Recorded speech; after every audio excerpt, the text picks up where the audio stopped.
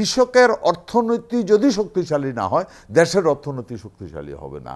কৃষকের অর্থনীতি শক্তিশালী করতে হলে কৃষকের উৎপাদিত পণ্যের ন্যায্য মূল্য পেতে হবে। 1 থেকে 1.5 বছরের ভিতরে এগ্রিকালচারের প্রশ্নে অনেক ভালো কিছু সুন্দর খবর শুনবেন। আমাদের পেঁয়াজ উৎপাদনের পরে থেকে সংরক্ষণের কারণে প্রায় 30+% নষ্ট হয়ে যেত।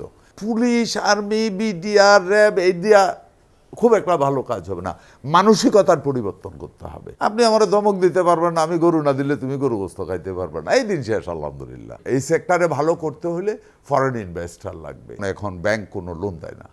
দর্শক, আমন্ত্রণ জানাচ্ছি সবাইকে 71 টেলিভিশনের সাপ্তাহিক আয়োজন বিজনেস উইকেন্ডে। ইকবাল হাসান আছি আপনাদের সাথে। আমাদের আজকের অতিথি মোহাম্মদ আমিনুর রশিদ, তিনি কৃষি এবং মৎস্য প্রাণী সম্পদ মন্ত্রণালয়ের মাননীয় মন্ত্রী। আমরা জানি যে বাংলাদেশের অর্থনীতিতে এই দুই মন্ত্রণালয়ের গুরুত্ব অত্যন্ত অপরিসীমই বলা যায়। খাদ্য নিরাপত্তা থেকে শুরু করে আমাদের ব্যাকএন্ডের যত কর্মকাণ্ড এবং কৃষিকাজের যে কর্মসংস্থান এটার সাথে নিবিড়ভাবে জড়িত। তবে সাম্প্রতিক বন্যা এবং সামনের চ্যালেঞ্জগুলো নিয়ে আমরা তার কাছ থেকে 2-4টা প্রশ্নের জবাব শুনব। আপনাকে স্বাগত জানাচ্ছি, অনেক ধন্যবাদ জানাচ্ছি আপনার অত্যন্ত ব্যস্ততার মধ্যে আমাদেরকে খানিকটা সময় দেওয়ার জন্য। সাম্প্রতিক বন্যা ইস্যুতেও আসতে চাই আমরা শুরুতেই, যেহেতু বেশ কিছু ফসলের হানি হয়েছে এবং এর আগেও আমরা একই অবস্থা দেখেছি। কৃষি মন্ত্রণালয় থেকে এই ক্ষতি পুষিয়ে নেওয়ার ক্ষেত্রে কী কী উদ্যোগ নেওয়া হয়েছে? এই সরকার মনে প্রাণে বিশ্বাস করে যে কৃষকের অর্থনীতি শক্তিশালী হলেই দেশের অর্থনীতি শক্তিশালী হবে। এবারে যে বন্যা হয়েছে, কিছুদিন আগে আরেকটা বন্যা হয়েছে, পাকা ধান মাটির পানির নিচে চলে গেছে। হাওর অঞ্চলের ওইখান থেকে আসার পরে বেশ কিছু ধান আমাদের নষ্ট হয়ে গেছে। আমরা ওর পরে থেকে আমরা নতুন একটা ভ্যারাইটি আসতেছে, যেটা আপনার specially very suitable for Haor area.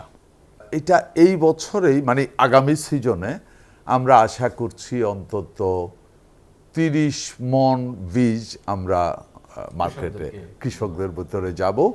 আগামী সিজনে যদি 30 মণ দিতে পারি, তারপরের সিজনে 3000 মণ হয়ে যাবে। আমরা প্র্যাকটিক্যালি গিয়ে আমি যে ব্যক্তিগতভাবে যেটা দেখছি, হাওরের ভিতরে সত্যিকার অর্থে কোনো রোড নাই। সো হাওরের মধ্যখান থেকে ধান কেটে যখন আনতে হয়, আইদার একটা খাল তৈরি করতে হবে যেটাতে ধান কেটে নৌকায় বেঁধে এটাকে নিয়ে আসবে, অথবা এক ধরনের রাস্তা বাঁধতে হবে যেখানে ধান কেটে ইভেন বন্যা না হলেও ওই রাস্তার ভিতরে ধানটা রেখে তারপরে গাড়ি দিয়ে নিয়ে আসবে। এই যে রিয়েল সমস্যাটা, তারপরে ধরেন এই সমস্যাগুলি যে খুব বড় সমস্যা তা না, প্ল্যান ওয়াইজ যদি আগাই তাইলে খুব বেশি দিন লাগবে না। না, আমাদের এই প্রাকৃতিক দুর্যোগ তো নিয়মিত বিরতিতে আসবে, এটা আমরা ঠেকাইতে পারবো, এটা আমাদের হাতেও না। কিন্তু কিছু কিছু মেজার আমরা নিতে পারি কিনা যাতে আমাদের এই সাডেন অ্যাক্সিডেন্টগুলো মিটিগেট করা যায়, অন্তত ক্ষতিটা কম হয়। আপনার সাথে আমি একমত ভাই। হিল ট্র্যাক থেকে শুরু করে এই বন্যাটার কথা যদি বলেন, আমি নিজে প্র্যাকটিক্যালি ওইখানে 2-3 দিন ছিলাম। এই বন্যাটার পরে 2টা প্রবলেম দেখা দেয়। এক হলো তাদের রানিং যে ফসল ছিল মেইনলি ভেজিটেবল, ওই এলাকাটা কিন্তু ভেজিটেবল প্রডিউসিং জোন। ওই জায়গাটার ভিতরে আমরা যে খালগুলি আছে, এই খালগুলি যদি আমরা ঠিকমতো পানি নিষ্কাশনের ব্যবস্থাটা ঠিক রাখতে পারি, খালগুলি যদি কাটতে পারি, তাইলে পানি অনেক দ্রুত চলে যাবে। খালগুলি এবং নালাগুলি যদি ঠিকমতো পরিষ্কার রাখা যায়, তাইলে আমি এই হঠাৎ বন্যা বা বৃষ্টির পানিটা দ্রুত চলে যাবে, এই প্রবলেমটা থেকে আমরা বেঁচে যাব। অতিবৃষ্টি অস্বাভাবিক যদি কিছু হয়, স্বাভাবিক এটা হয়তো একটু সাফার আমাদেরকে করতেই হবে। আমরা বাংলাদেশের ফসলের উৎপাদন, সংরক্ষণ এবং ব্যবস্থাপনা নিয়ে নিয়মিতভাবেই কিছু অভিযোগের কথা শুনি। এই যে মৌসুমে কৃষক দাম পান না, তার যে উৎপাদন খরচ, অনেক সময় দেখি যে উৎপাদন খরচটাই ওঠে না। এখানে আসলে সংকটটা কোথায়? আমাদের কি তথ্য উপাত্তের কোনো ঘাটতি রয়ে গেছে, নাকি বাজার ব্যবস্থাপনার ক্ষেত্রে এমন কোনো সিস্টেম দাঁড়িয়ে গেছে যেটা কৃষকের পক্ষে কাজ করে না? আবারও বলি, এই সরকার বিশ্বাস করে, আমি মনে প্রাণে বিশ্বাস করি এবং লালন করি যে কৃষকের অর্থনীতি যদি শক্তিশালী না হয় দেশের অর্থনীতি শক্তিশালী হবে না। কৃষকের অর্থনীতি শক্তিশালী করতে হলে কৃষকের উৎপাদিত পণ্যের ন্যায্য মূল্য পেতে হবে। এর ভিতরে যে অনেকগুলি এর কিছু সমস্যা আছে, যেমন ধরেন আমার কৃষকের কাছে বা সরকারের কাছে ওই ধরনের কোনো ডাটা সিস্টেম ছিল না অতীতে। এখনও সম্পূর্ণভাবে যে না আছে তা না, হয়তো একটু সময় লাগবে। আমাদের যে কৃষক কার্ড, যেটা এই কৃষক কার্ডটা যখন সম্পূর্ণভাবে চালু হবে, আমরা আশা করি এই ডাটার একটা বিরাট সমর্থন এখান থেকে পাবো। এইটা তো একটু সময় সাপেক্ষ, কিন্তু কৃষক তো প্রতি বছরই সাফার করে, এবং আপনি যেহেতু নতুন দায়িত্বে, আপনার কাছেও তাদের একটা প্রত্যাশা আছে। ইমিডিয়েট সলিউশনে আপনারা কোনো উদ্যোগ নেবেন কিনা, নিচ্ছেন কিনা? অনেকগুলি উদ্যোগ এরই মধ্যে আমরা নিয়েছি। আগামী আশা করি 1 থেকে 1.5 বছরের ভিতরে এগ্রিকালচারের প্রশ্নে অনেক ভালো কিছু সুন্দর খবর শুনবেন এবং আমাদেরকে ধন্যবাদ জানাবেন। নিশ্চয়ই পেঁয়াজের যে বিষয়টা আমরা দেখি যে আমাদের যে উৎপাদন, আমাদের চাহিদার মোটামুটি কিছুটা বাড়তেই থাকে, কিন্তু যেহেতু সংরক্ষণটা ঠিকমতো আমরা করতে পারি না, একটা অংশ আমাদেরকে আমদানি করতে হয়, এবং যেই সময়টা আমরা আমদানি করি তখনই বাজারটা খুব উলটপালট আচরণ করে। আমাদের পেঁয়াজ উৎপাদনের পরে থেকে সংরক্ষণের কারণে প্রায় 30+% নষ্ট হয়ে যেত। আমাদের এখানে 2-3টা ভ্যারাইটির পেঁয়াজ উৎপাদন হয়। একটা পেঁয়াজের লাইফ অনেক বড়, এবং এটাকে আমি নন জিএমও পেঁয়াজ বলতে পারি। দ্যাট মিনস আমাদের আদি পেঁয়াজ সেলফ লাইফ কিন্তু অনেক বড়, পচন কম ধরে। এক্স্যাক্টলি, এবং টেস্ট ভেরি গুড। রিয়েল পেঁয়াজ বলতে যেটা বোঝায় ওইটা, এত বড় যেটা আছে ওইটা তো লাইক এ ভেজিটেবল, ওইটা আমরা বাঙালিরা খাই অভ্যস্ত না। আমরা এরই মধ্যে পেঁয়াজের স্টোরেজের জন্য আমরা প্রায় 11,000 স্টোরেজ আমরা ডেলিভারি করেছি। আরও 15,000 স্টোরেজ 5 লাইনে আছে আমাদের। এই 26,000 স্টোরেজ যদি আমরা তৈরি করছি, যেটা আমরা তৈরি করতে যাচ্ছি আগামী সিজনের আগে ইনশাল্লাহ হয়ে যাবে, তাইলে আমরা এখানে 2,60,000 টন পেঁয়াজ আমরা স্টোরেজ করতে পারবো, যেটা সিজনে উঠানোর পরে যেই পেঁয়াজটা চলবে, এটা 2-3 মাস এটা চলবে, এটা কোনো সমস্যা হবে না। ঠিক তারপরে এই 2,60,000 টন পেঁয়াজ আমরা তখন মার্কেটে দেওয়া শুরু করব। এবং আমরা স্বপ্ন দেখছি আমদানি নির্ভরতা থেকে আমরা বের হয়ে আসব। আমদানি নির্ভরতার থেকে বের হওয়া না, আমরা আরো কিছু স্বপ্ন দেখছি। আমাদের পেঁয়াজ দেশের বাইরে যাবে না, আমি আশা করছি। চালের ক্ষেত্রে একটা প্রশ্ন আপনার কাছে করতেই হয় যে আমাদের যেই চালের উৎপাদনের হিসাবটা এবং চাহিদার হিসাবটা, আপনি আসার পরে এই দুটো নিশ্চয়ই মিলিয়ে দেখেছেন, এখানে কোনো ঘাটতি আছে কিনা? কারণ এই সবশেষ অর্থ বছরের 11 মাসেও কিন্তু $500 বিলিয়ন আমার চাল ইম্পোর্টের পেছনে চলে গেছে। চালের ব্যাপারটা নিয়ে আমি যেটা বলবো যে আমরা যদি আমাদের উৎপাদন সংরক্ষণ যদি ঠিকমতো করতে পারি, কৃষক তার ন্যায্য দাম পাওয়ার প্রশ্নে কিছু নতুন পলিসি আমি অলরেডি আলাপ করেছি আমার সহকর্মীদের সাথে, যারা ধান কিনবে তাদের সাথে আমি আলাপ করেছি। ভাই, আমাদের দেশের কৃষক ধরেন যখন তার প্রয়োজন হয় তখন সে 1 মণ 2 মণ আধা মণ বাজারে নিয়ে বিক্রি করে সে বাজার করে, কিন্তু রিয়েল অর্থে বাল্ক ধানটা বিক্রি করে পরে, যেটা দিয়ে সে টাকাটা ক্যাশ করে। সিস্টেমের কারণে গভর্নমেন্টের অতীতে যে সিস্টেমটা ছিল বা এখনো আছে, ওই সিস্টেমের কারণে অনেক জায়গাতে কৃষক ধানটা বিক্রি করতে পারে না গভর্নমেন্টের কাছে। একটা গ্যাপ আছে, একটা পলিসিগত গ্যাপ আছে। এটাকে ওভারকাম করার প্ল্যান করছি, যে আগামী সিজনের পরে থেকে ইনশাআল্লাহ আমরা চিন্তা করছি মানুষ যেই ধানটা একেবারে ড্রাই করে গোলাতে ফুরায়, তখন আমরা পুরা ইউনিয়নে মাইকিং করব 1 সপ্তাহ আগে, উমুক দিন উমুক হাটে অথবা উমুক দিন উমুক মাঠে সরকার ধান কিনবে, আপনারা যার যার ধান নিয়ে আসেন।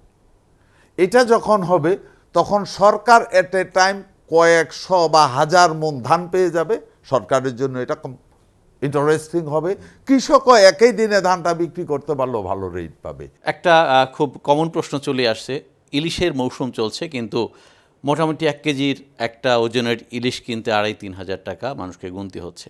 স্বাভাবিকভাবে যারা দরিদ্র এবং মধ্যবিত্ত তাদেরকে এই চিন্তা করাটা একটু কঠিন হয়ে যাচ্ছে। তার মানে কি ইলিশের স্বাদ আসলে দরিদ্র এবং মধ্যবিত্তরা ভুলে যাবেন, ভুলতে বসেছেন?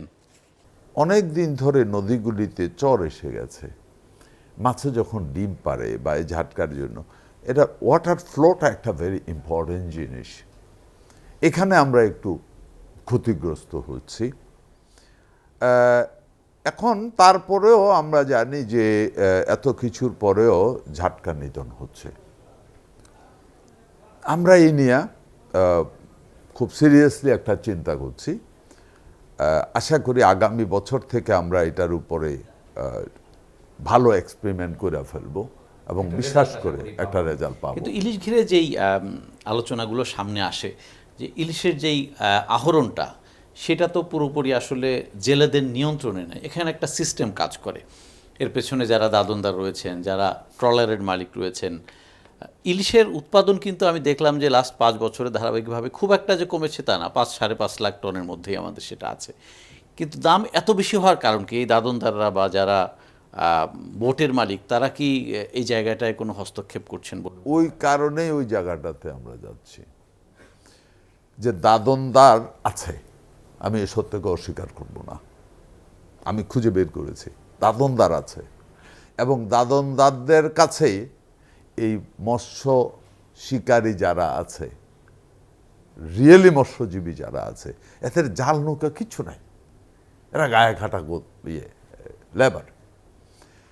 এরা যেহেতু এই মাছ আহরণটাই তার ব্যবসা, এই কারণে যখন আহরণ বন্ধ হয় বা কম হয়, তখন দাদনদারদের কাছ থেকে টাকা নিয়ে এরা সারভাইভ করে।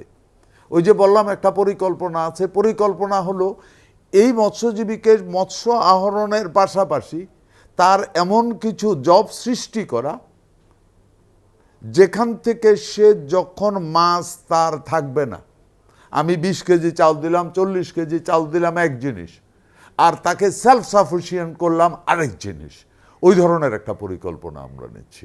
আরেকটা আলোচনা কিন্তু এখানে আছে যে আমাদের জেলেরা যখন গভীর সমুদ্রে মাছ ধরতে যান, একটা বড় অংশ ওখান থেকেই পাচার হয়ে যায়। সেটা ভারতে হতে পারে বা যাই হোক অন্য হাতে বেহাত হয়ে যায় সেটা। এই অভিযোগ কি আপনি শুনেছেন কিনা, বা এটা যদি হয়ে থাকে এটা তো নিয়ন্ত্রণের একটা উদ্যোগ নেওয়া দরকার? আমি এই ব্যাপারটা 100% নিশ্চিত নয়। তারপরেও আমি ওই দিন চিটাগং গেছি, কোস্টগার্ডের সাথে আমরা কথা বলেছি, আমরা সরকার ইয়াতেও আমরা আলোচনা করব কোস্টগার্ডকে আর বাড়ানো।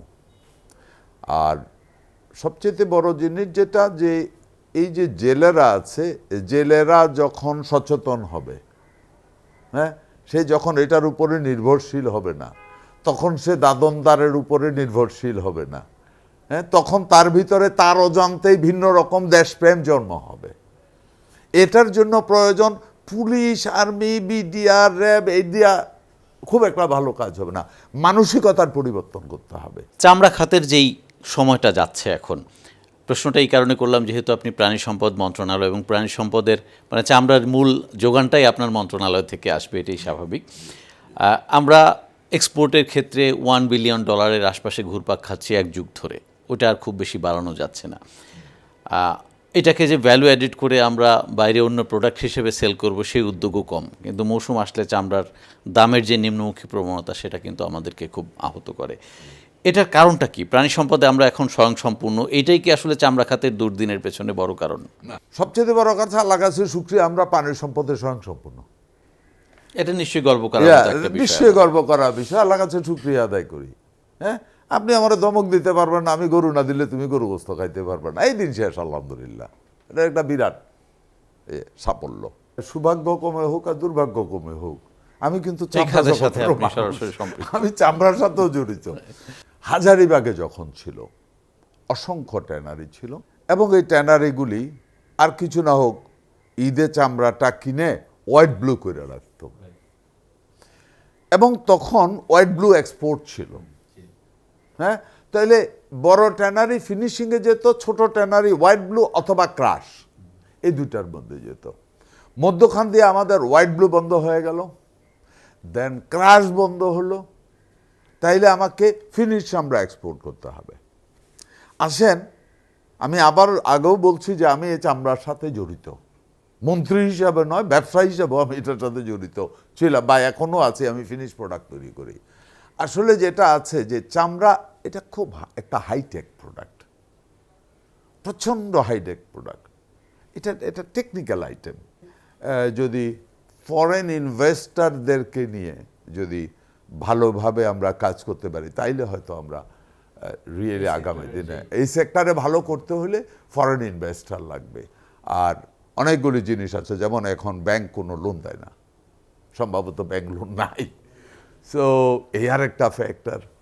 আমার লাস্ট বিষয় আপনার কাছে যে সারের সরবরাহ নিয়ে, দাম নিয়ে বিভিন্ন সময় আমরা নৈরাজ্যের খবর শুনি, সারের মান নিয়েও বিভিন্ন সময়ে প্রশ্ন আছে।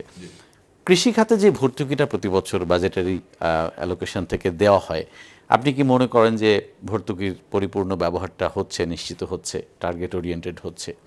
হচ্ছে না বলে এই প্রশ্নটা আসছে, এবং ওই প্রশ্নটা যে একেবারে মিথ্যা এটাও সত্যি নয়, এর ভিতরে সত্যতা আছে। আমরা আমাদের যত সারের ডিলার আছে সবাইকে একটা জিনিস আমরা স্পষ্ট জানিয়ে দিচ্ছি, ডিলারশিপ নেওয়ার সময় যেই কমিটমেন্টগুলি আপনি করেছেন অথবা যে আইন মেনে আপনি চলবেন, সরকার টাইম টু টাইম আইনের পরিবর্তন করবে, ওই অনুযায়ী আপনাকে ব্যবসাটা চালাতে হবে। কিছু কিছু লোক, এই ধরনের নিউজ আমাদের কাছেও আসে, যদি কেউ সারের বেশি দাম নেয় বা এমন কিছু করে, হাতে কলমে যদি ধরা পড়ে যে এই ধরনের কাজ করেছে, তাহলে তাকে বড় ধরনের পানিশমেন্টের মুখোমুখি হতে হবে। এটাতে কি সরকার কোনো অবস্থাতেই ছাড় দেবে না। শেষ করার আগে একেবারে শেষ পয়েন্ট আমার, আলু চাষ করে গেল 2 বছরে কৃষক কিন্তু তাদের পুঁজি হারিয়েছেন, বড় অংশই হারিয়েছেন। নিশ্চয়ই আপনার কানে এটা এসেছে। সামনে নতুন মৌসুম আসছে, আপনি কি বার্তা দিতে চান? কৃষক কেন চাষ করবে? আবারও কি তারা সংকটে পড়বে? এরকম কোনো সংকট সমস্যা আপনি দেখেন কি? মূল জিনিসটা হলো যেটা, আমাদের কিছু অঞ্চল আছে আলু খুব ভালো উৎপাদন হয়, নর্থে, মেনলি নর্থ। এখানে আমাদের যেই আলুর অনেকগুলি ভ্যারাইটি আছে, যেমন আমাদের চিপস তৈরি করার আর ফ্রেঞ্চ ফ্রাই তৈরি করার আলু কিন্তু এখন আমরা উৎপাদন করতে পারছি। এটা পানি কম যেগুলোতে, এক্স্যাক্টলি। সো নতুন প্রজন্ম ফ্রেঞ্চ ফ্রাই পছন্দ করে, ওইটা কিন্তু আমাদের হয়ে গেছে। এখন খুব লার্জ স্কেলে হয়নি বলে হয়তো এক্সপোর্টটাও শুরু হয়নি, এর ভিতরে এক্সপোর্টও হয়তো শুরু হবে। ওই যে আপনাকে প্রথম যেটা বললাম, চাহিদা এবং সরবরাহের এই ডাটাটার ভিতরে কিছু সমস্যা আছে। কার্ডগুলি যখন কৃষক কার্ডটা, ওই কারণেই কৃষক কার্ডটা চালু অত্যন্ত প্রয়োজন হয়ে পড়ছে। আমি যদি জানি আমার চাহিদা কত, আলুর চাহিদা কত, তখন ওই পরিমাণে আমি উৎপাদন করতে বলবো। এখন তো এই ডাটাটা নাই কারোর কাছে। একজন মনে করে আমি উৎপাদন করে তাড়াতাড়ি বিক্রি করে দিতে পারলে লাভ করতে পারবো। এই জিনিসগুলি শেষ হয়ে গেলে ইনশাআল্লাহ, আর ভেজিটেবলের সমস্ত ভেজিটেবলকে আমরা একটা সিস্টেমের ভিতরে ফেলবো। আমরা চাই কৃষক তার উৎপাদিত পণ্য বিক্রি নেওয়া যেন প্রবলেম না হয়। আমরাও সেই প্রত্যাশা করি। অনেক ধন্যবাদ। ধন্যবাদ আপনাকে, অনেক ধন্যবাদ, অনেক ধন্যবাদ আপনাকে আমার এই ইনভাইট করার জন্য। দর্শকের সাথে শেষ করছি আজকের মতো ৭১-এর সাপ্তাহিক আয়োজন বিজনেস উইকেন্ড। ভালো থাকবেন সবাই।